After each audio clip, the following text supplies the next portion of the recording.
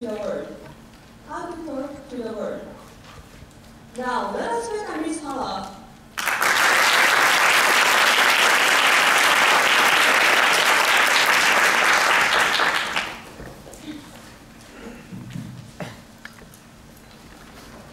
Thank you, Master of Ceremony, and distinguished judges.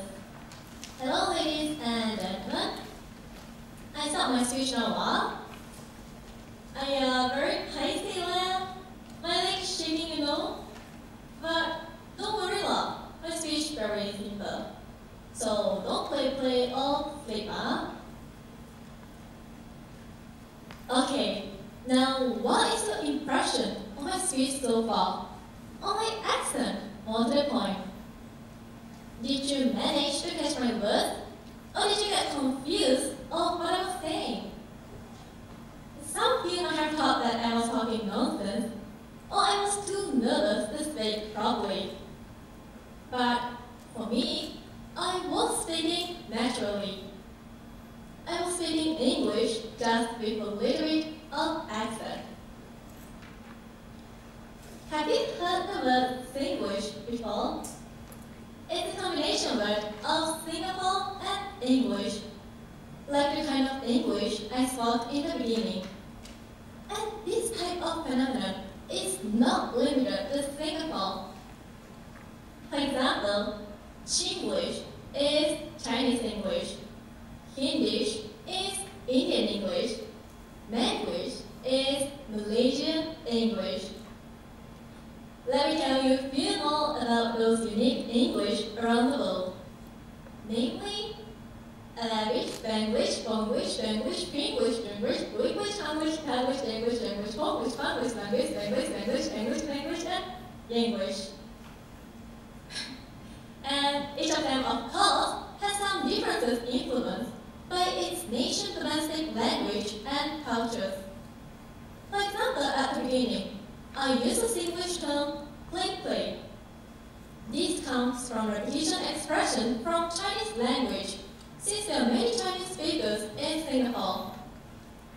But their uniqueness are sometimes hardly understood by others from different countries or cultures due to the differences of their accent, pronunciations, and grammars. I assume when anyone comes up on a stage like this, the audience, like you, will probably expect the speaker to speak either American English or British English. And some of you might not try to understand the other abnormal English. But are you sure that we have to use English like American or British way in every situation when we meet foreigners? Let me explain to you the situation of people communicating in English in the world today and give you a piece of advice that has better communication skills when speaking to foreigners.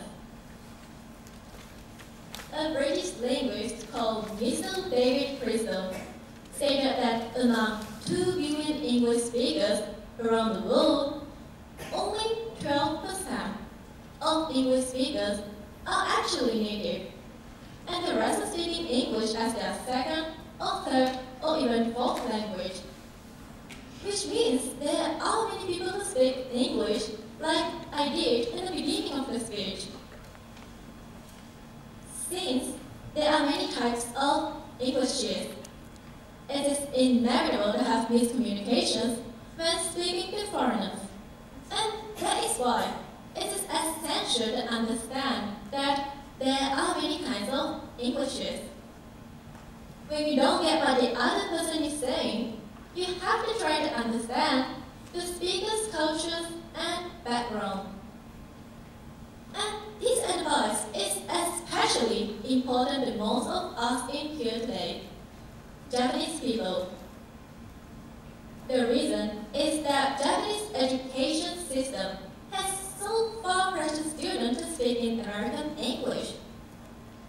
In fact, most of the English educational tools in Japanese schools are based on American cultures, and only 1/7 of them do mention about non-native cultures or their versions of English.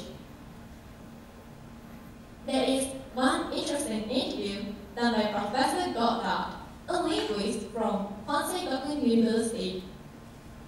He interviewed some teachers who were teaching English in Japan, and one of the teachers from New Zealand mentioned that his Japanese girlfriend did not believe his beautiful Kiwi English was a proper English.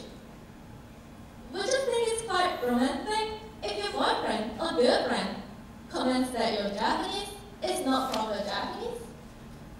I would rather think it's quite shocking. For me, I used to live in Singapore and I had an English accent.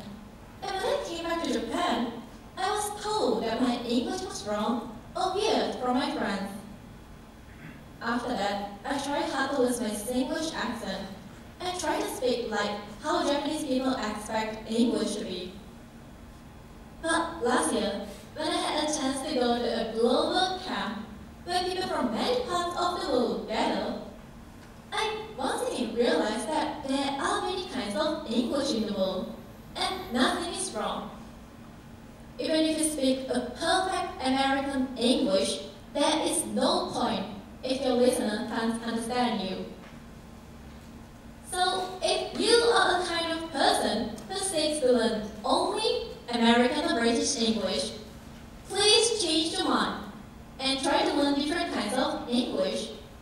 Do not be biased towards unfamiliar English that you haven't heard before, and try to think how you should speak to be understood more easily by the listener.